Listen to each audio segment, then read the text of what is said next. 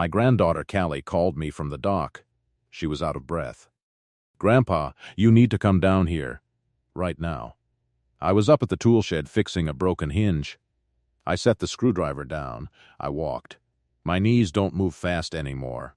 Something in her voice moved me faster than usual. When I got to the dock, she pointed toward the pavilion. The whole family had gathered there for the reunion. "Marcus is telling everyone he owns this place," she said. "He's telling his business partners it's his." Before I tell you what I found at that pavilion, let me know in the comments where you're watching from tonight. If you've ever had family quietly take credit for something you built, hit that like button. Subscribe to The Forgotten Father. This channel is for the ones who let their work speak, even when nobody's asking who did it. My name is Otis Vance. I am 69 years old. For 31 years I have been the caretaker of Bell Lake Family Camp. Most of my family thinks that title just means I mow the grass. That's not wrong exactly. I do mow the grass every week in summer. I do fix the docks every spring, but the word caretaker means something different when you're the one who holds the deed. This land has been connected to our family for 4 generations. Not continuously, though. My younger brother Daniel drowned here when he was 9 years old. I was 11. There was no lifeguard back then. No rope line. Nothing marking the spot where the lake bed drops away into deep water. My parents never recovered from losing him. They sold the property not long after. They couldn't stand looking at that water every summer. I spent 30 years working construction after that. I saved every dollar I could set aside. I had one clear goal in mind. I wanted to buy this land back. Not to relive the tragedy, to fix what killed my brother. I wanted safe swim lines, clearly marked. I wanted a real dock with proper depth markers. I wanted a place where no other family would ever lose a child to a lake nobody bothered to mark. 18 years ago, I finally saved enough. I bought back all 400 acres, including the original cabins. I named the trust that holds the deed after my brother. The Daniel Vance Memorial Land Trust. Most of my family has never once asked what that name means. I remember the day I signed the final papers. I drove out alone, before the ink was even dry at the title office. I walked straight to the drop-off, the exact spot the old-timers still pointed to when they told the story. The water looked the same as it always had, calm, ordinary. Nothing about it looked like it had ever taken anything from anyone. I stood there a long time. I thought about the last thing Daniel ever said to me that morning, before he went in. He'd found a bullfrog in the reeds and wanted to show me first, before anybody else got to see it. I never got to look at that frog. I've thought about it more times than I can count, 40 years running. I hired a marine contractor within the month. We sank proper buoy lines along the true drop-off, not where people guessed it was, but where the old county survey actually showed the lake bed falling away. I paid for a certified lifeguard chair to be installed near the main swim area, and I personally trained the first 3 seasonal lifeguards myself, walking them through exactly where the danger actually sat beneath the surface. None of that undid anything. I never expected it to. It just meant the next family who came here would have a fighting chance my own family never got. I never told most of them the details. My daughter Patricia knows the outline. She knows I own the camp. Technically, she's never pressed for specifics. I've never volunteered them either. It felt like private grief, not a story to hand out at dinner. I let everyone believe what was easiest. That the camp had just always been in the family, passed down the ordinary way. That I happened to be the one who looked after it out of duty, not legal ownership. That worked fine for 18 years. Then Patricia married Marcus. Marcus is a good talker. He works in commercial real estate development. He's good at his job in exactly the way that makes you nervous at family dinners. He always has an angle. He always sees potential where the rest of us just see the place we grew up. I never disliked him exactly. I just never fully trusted him either. This year's reunion was the biggest we'd had in a decade. 40-some family members. 3 generations. A full weekend planned around the lake I've spent 31 years quietly maintaining. Marcus asked if he could invite a few colleagues from his firm. He said it would be good for team morale. A working retreat disguised as a family weekend. I said sure. I didn't think much of it. I had docks to check and a hinge to fix. Friday night had been a good one. I remember it clearly now, looking back. We'd all gathered around the fire pit I built myself 12 summers ago, 3 generations of us, passing around a bag of marshmallows that never quite made it to everyone before it emptied. Callie sat next to me most of the evening, asking questions about the old cabins, the way she does every year now that she's old enough to be curious about family history instead of just chasing fireflies. I told her a little about Daniel that night, more than I usually do, maybe 20 minutes of quiet talk by the fire.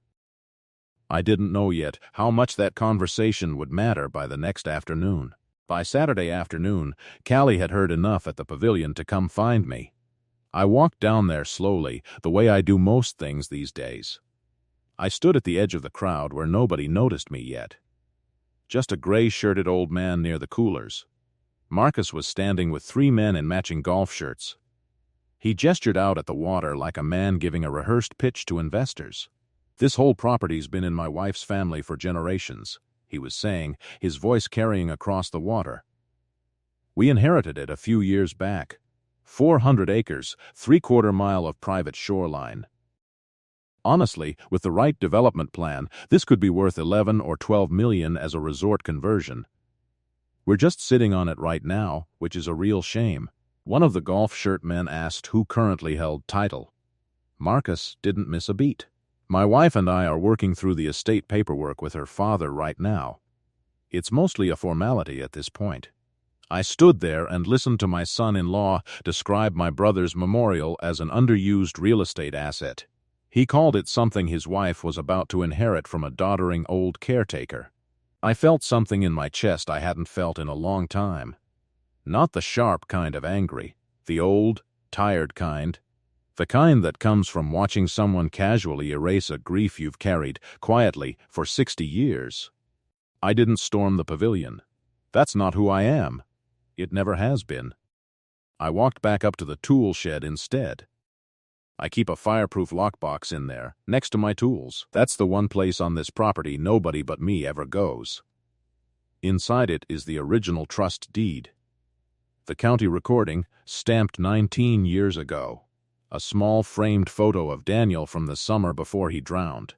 Grinning, missing a front tooth, holding a fish he was clearly proud of. I took the deed out. I walked back down to the pavilion, folder in hand. Marcus was still talking when I got there, still gesturing at the shoreline like it was a slide in a pitch deck. I waited for a pause.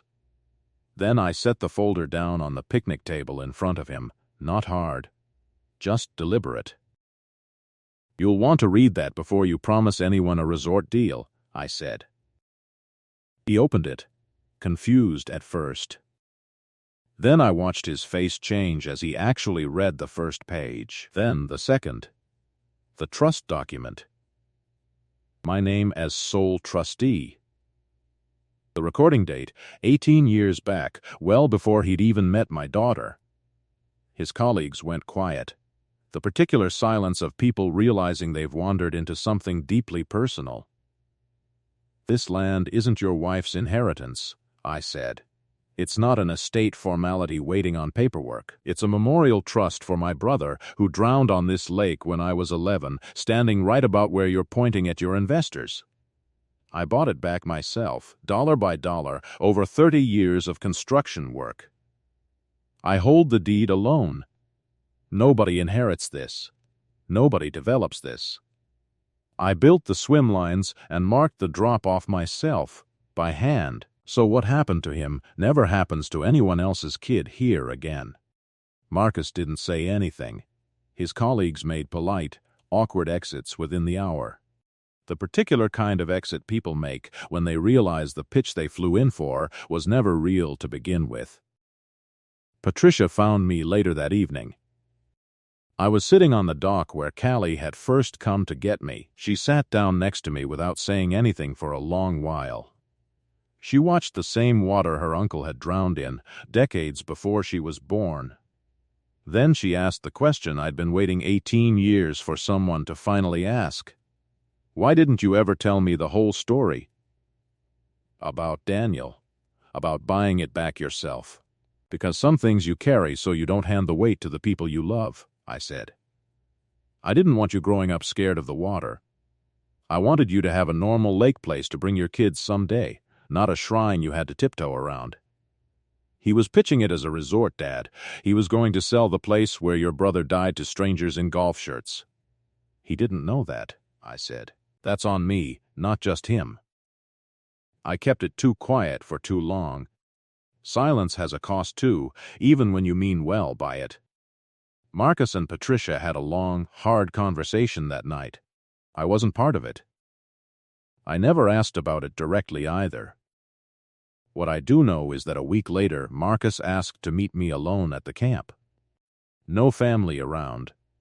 Just the two of us on the dock at dusk. He apologized, and it didn't sound rehearsed the way his pitch had. He asked if he could see the swim lines I'd installed. He asked to see exactly where Daniel had gone under. I walked him out to the drop-off myself. I showed him the rope line, faded now after 19 years but still holding firm.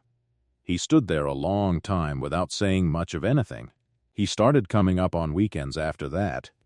Not to talk business, just to help with the actual work. Fixing docks with me. Clearing brush along the shoreline. Learning the real shape of the land instead of its resale value on some developer's spreadsheet. It wasn't an instant transformation. It took most of a year, honestly. There were a few quiet weekends in between where neither of us said much at all. But this spring, he asked if he could help me add a public safety endowment to the trust, funded partly out of his own savings.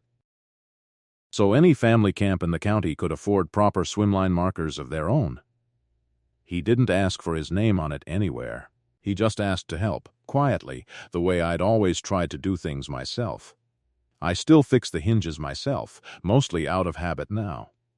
I still mow the grass every week in the summer, the same route I've mowed for 3 decades.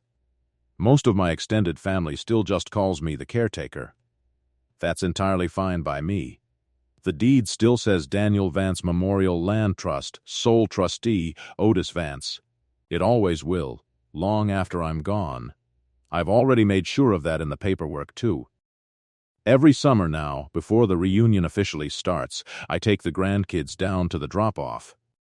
I tell them about their great-uncle Daniel. Not to scare them, just so they know why the rope line is there. Faded and retied every spring, why it matters that somebody checks it every single year without being asked to. That's the whole reason I bought this land back all those years ago. Not for the acreage, not for what some developer thinks it's worth on paper. Just so nobody standing on this shore ever has to lose what my parents lost. On a lake nobody bothered to mark. In a summer that never should have ended the way it did. If this story meant something to you tonight, hit subscribe and stay with us here at The Forgotten Father. Tell me in the comments. If you found out someone in your own family was about to sell off the thing you built to honor someone you lost, would you have stayed quiet in the crowd? Or walked up with the deed the way I did? I'd love to hear from you. Thank you for spending this evening with me. I'll see you in the next story.